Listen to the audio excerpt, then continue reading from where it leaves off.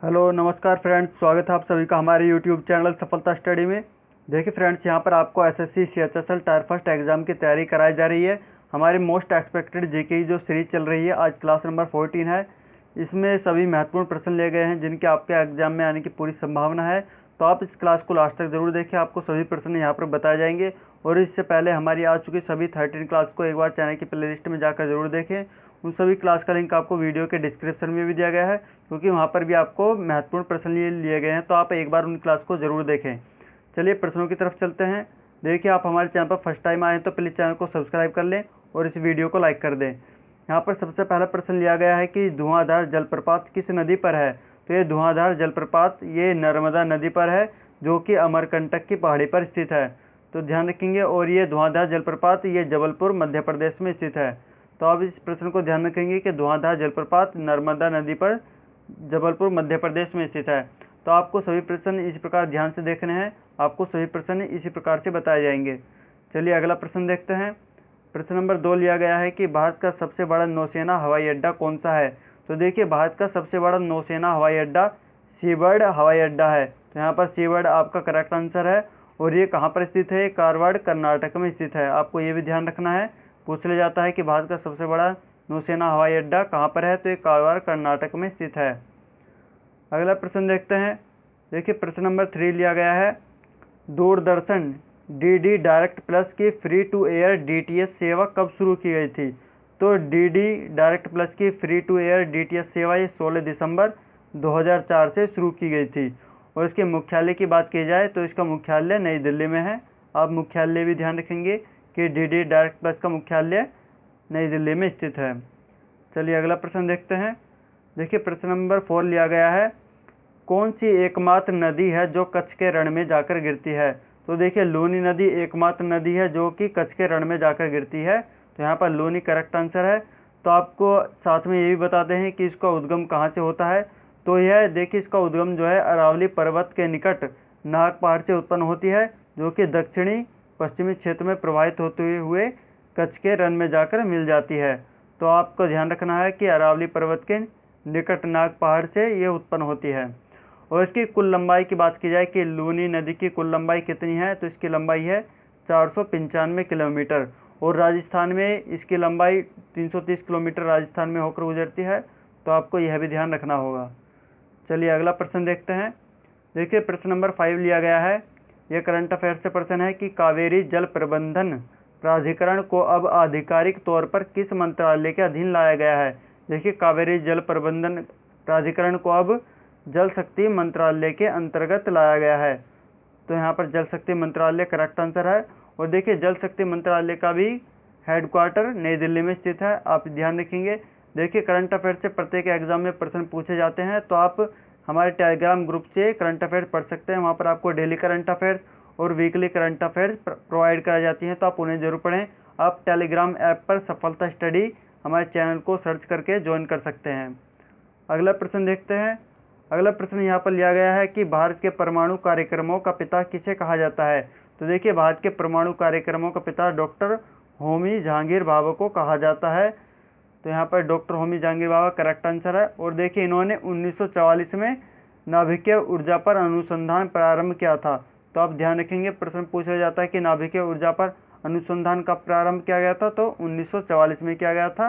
ये डॉक्टर होमी जहांगीर भाभा द्वारा शुरू किया गया था। तो आप ध्यान रखेंगे इस प्रश्न को। अगला प्रश्न लिया गया है, भारत ने हॉकी का स्वर्ण पदक अंतिम बार कब जीता था। यहाँ पर अंतिम बार पूछा गया है कि भारत का हॉकी का स्वर्ण पदक अंतिम बार 1980 में जीता गया था। तो यहाँ पर 1980 करेक्ट आंसर है। और साथ ही आप पहला भी देखते हैं कि भारत का पहला स्वर्ण पदक कब जीता गया था। तो 1928 में पहला स्वर्ण पदक जीता गया था। तो ध्यान रखेंगे आप इस प्रश्न को। अगला प्रश्न लिया गया है, सबसे पुराना बंदरगाह कौन सा है। तो देखिए, सबसे पुराना बंदरगाह चेन्नई बंदरगाह है, जो कि पहले मद्रास के नाम से जाना जाता था। तो आप ध्यान रखेंगे, सबसे पुराना बंदरगाह चेन्नई बंदरगाह है। यहाँ पर चेन्नई करेक्ट आंसर है। अगला प्रश्न लिया गया है, राष्ट्रीय रासायनिक प्रयोगशाला की स्थापना कहाँ की गई थी। तो देखिए, राष्ट्रीय रासायनिक प्रयोगशाला की स्थापना ये पुणे में की गई थी। इसकी डेट की बात की जाए तो डेट 6 अप्रैल 1947 है। लेकिन इसे पंडित जवाहरलाल नेहरू ने राष्ट्र को 3 जनवरी 1950 को समर्पित किया गया था। तो यदि आपके ऑप्शन में डेट 3 जनवरी 1950 दी जाती है तो आप इसे आंसर लगाएंगे।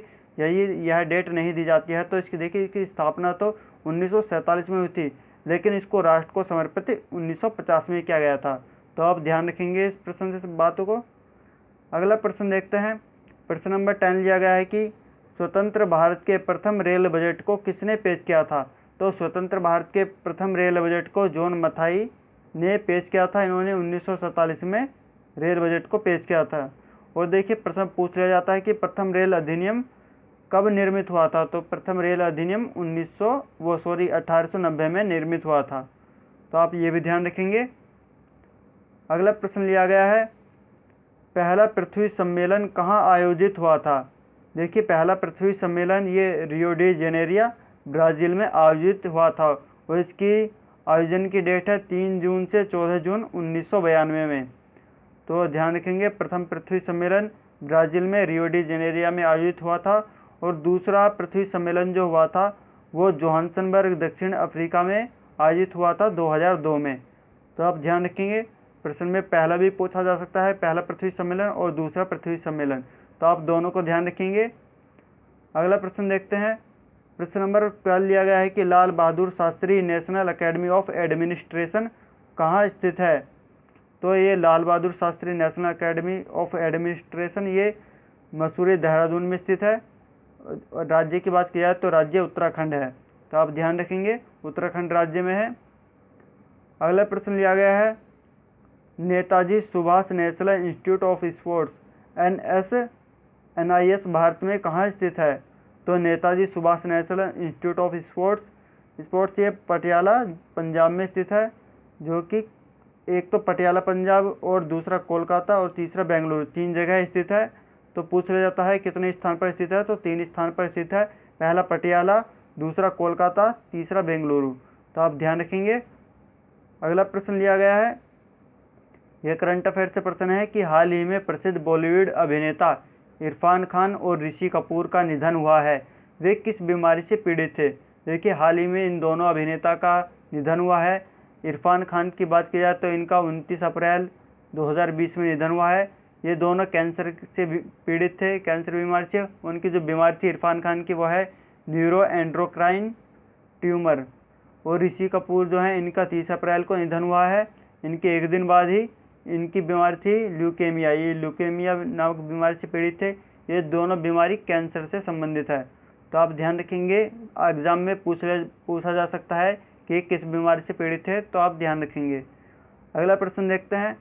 प्रश्न नंबर 15 लिया गया है, ज्ञानपीठ पुरस्कार की स्थापना किसने की थी। तो देखिए ज्ञानपीठ पुरस्कार की स्थापना श्री साहू शांति प्रसाद जैन जी ने स्थापना की थी। इन्होंने 1961 में इसकी स्थापना की थी। और प्रश्न पूछा जाता है कि प्रथम ज्ञानपीठ पुरस्कार किसे दिया गया था। तो प्रथम ज्ञानपीठ पुरस्कार जो है ये जी शंकर कुरुप जी को दिया गया है, जो कि मलयालम भाषा के कवि हैं। इन्हें 1965 में दिया गया है। तो प्रथम पुरस्कार 1965 में ही दिए गए थे। तो आप ध्यान रखेंगे। देखिए यह जो ज्ञानपीठ पुरस्कार है ये 8वीं अनुसूची में संबंधित जितनी भी भाषाएं हैं, 22 भाषाएं टोटल, उनमें से संबंधित लेखक को यह पुरस्कार दिया जाता है।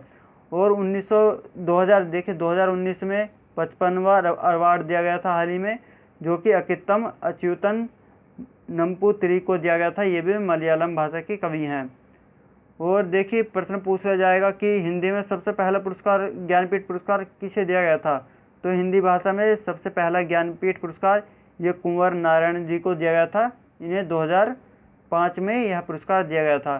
तो आप इस प्रश्न से संबंधित सभी बातों को ध्यान रखेंगे कि ज्ञानपीठ पुरस्कार की स्थापना 1961 में हुई थी और पहला ज्ञानपीठ पुरस्कार जयशंकर ग्रुप को 1965 में दिया गया था। आप ध्यान रखेंगे सभी बातों को। अगला प्रश्न देखते हैं। अगला प्रश्न लिया गया है कि हल्दी का पीला रंग किस कारण से होता है। तो देखिए हल्दी का पीला रंग ये कुरकुमीन के कारण होता है। यहाँ पर कुरकुमीन करेक्ट आंसर है। और टमाटर के लाल रंग की बात की जाए कि टमाटर का लाल रंग किस कारण होता है। तो टमाटर का लाल रंग ये लाइकोपीन के कारण होता है। तो ध्यान रखेंगे आप इस प्रश्न को। अगला प्रश्न लिया गया है कि कंजक्टिवाइटिस रोग में शरीर का प्रभावित होने वाला अंग कौन सा है। तो कंजक्टिवाइटिस रोग में आँख प्रभावित होती है? तो ध्यान रखेंगे आप, यहाँ पर आँख करेक्ट आंसर है। अगला प्रश्न लिया गया है, वह पहली भारतीय अभिनेत्री जिसे सर्वप्रथम पद्मश्री अवार्ड से सम्मानित किया गया था। तो पहली अभिनेत्री जिन्हें पद्मश्री अवार्ड दिया गया था वो है नरगिस दत्त। इन्हें 1958 में पद्मश्री अवार्ड से सम्मानित किया गया था। तो आप ध्यान रखेंगे यहाँ पर नरगिस दत्त करेक्ट आंसर है। और पद्मश्री अवार्ड की बात की जाए कि इसकी स्थापना कब हुई थी, तो पद्मश्री अवार्ड की स्थापना 1954 में हुई थी।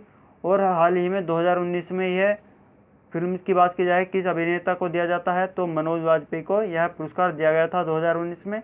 आप ध्यान रखेंगे। अगला प्रश्न लिया गया है, माई कंट्री माई लाइफ किसकी आत्मकथा है? तो माई कंट्री माई लाइफ ये लाल कृष्ण आडवाणी जी की आत्मकथा है। तो देखिए, आप बुक से रिलेटेड सभी प्रश्नों को जरूर पढ़ें, क्योंकि एग्जाम में बुक से रिलेटेड प्रश्न भी पूछ लिए जाते हैं। अगला प्रश्न लिया गया है, विश्व पृथ्वी दिवस कब मनाया जाता है? तो विश्व पृथ्वी दिवस ये प्रत्येक वर्ष 22 अप्रैल को मनाया जाता है। हाल ही में 2020 में 22 अप्रैल को मनाया गया था। तो इसकी 2020 में थीम थी क्लाइमेट एक्शन, यानी जलवायु कार्यवाही। ये 2020 में विश्व पृथ्वी दिवस की थीम थी। तो आप थीम ध्यान रखें, क्योंकि प्रश्न में अधिकतर पूछा जाता है कि थीम कौन सी थी। तो विश्व पृथ्वी दिवस की थीम थी जलवायु कार्यवाही, और ये 22 अप्रैल को मनाया जाता है। आप ये भी ध्यान रखेंगे। अगला प्रश्न लिया गया है, राजीव गांधी की मृत्यु कहाँ हुई थी? तो देखिए, राजीव गांधी जी की मृत्यु ये तमिलनाडु के श्री पेराम्बुदुर में हुई थी। इन्हें एक सभा के दौरान, एक चुनावी सभा के दौरान इनकी मृत्यु हुई थी। और मृत्यु की डेट है 21 मई 1991। 21 मई 1991 को पूर्व प्रधानमंत्री की मृत्यु हुई थी। अगला प्रश्न लिया गया है, लंदन शेयर बाजार के शेयर बाजार सूचकांक का नाम क्या है? तो लंदन स्थित शेयर बाजार के शेयर बाजार सूचकांक का नाम फूटसी है। यहाँ पर देखिए लिखा गया है FTSE या FTSE। तो आप ध्यान रखेंगे, फूटसी लंदन शेयर बाजार के शेयर बाजार सूचकांक का नाम है, शेयर बाजार सूचकांक का नाम है। ध्यान रखेंगे आप इस प्रश्न को। अगला प्रश्न लिया गया है, भारत की सबसे बड़ी IT कंपनी TCS किस देश का पहला पूर्ण डिजिटल बैंक लॉन्च करेगी? देखिए, भारत की सबसे बड़ी IT कंपनी है कौन सी? TCS। तो आप कंपनी का नाम भी ध्यान रखेंगे। और इन्होंने इजराइल का पूर्ण डिजिटल बैंक लॉन्च करेगी है। यह कंपनी IT कंपनी TCS ये इजराइल में पूर्ण डिजिटल बैंक लॉन्च करेगी। तो यह करंट अफेयर से प्रश्न था, तो आप ध्यान रखें इस प्रश्न को। अगला प्रश्न लिया गया है कि दीपा कर्माकर का संबंध किस खेल से है? तो एक खिलाड़ी हैं दीपा कर्माकर जिम्नास्ट से, जो कि एथलीट हैं। तो आप ध्यान रखेंगे, इनका संबंध एथलीट से है। अगला प्रश्न देखते हैं। प्रश्न नंबर 25 लिया गया है कि ग्रेट वॉल ऑफ चाइना यानी चीन की महान दीवार की लंबाई कितनी है? तो देखिए, चीन की महान दीवार की लंबाई 1500 मील है। तो यहाँ पर 1500 मील करेक्ट आंसर है। और इसके निर्माण की बात की जाए कि इसका निर्माण कब हुआ था, चीन की महान दीवार का निर्माण देखिए 221 ईसा पूर्व में चीन की महान दीवार का निर्माण हुआ था। तो आप ध्यान रखेंगे। यहाँ पर देखिए, सभी प्रश्न आपको बताए गए हैं, सभी महत्वपूर्ण प्रश्न हैं। तो आपको यह क्लास कैसी लगी कमेंट करके ज़रूर बताएं। वीडियो को लाइक करें, अपने सभी फ्रेंड्स के पास शेयर करें और चैनल को सब्सक्राइब जरूर करें। तो आज के लिए बस इतना ही। नेक्स्ट क्लास में फिर मिलते हैं। Thank you.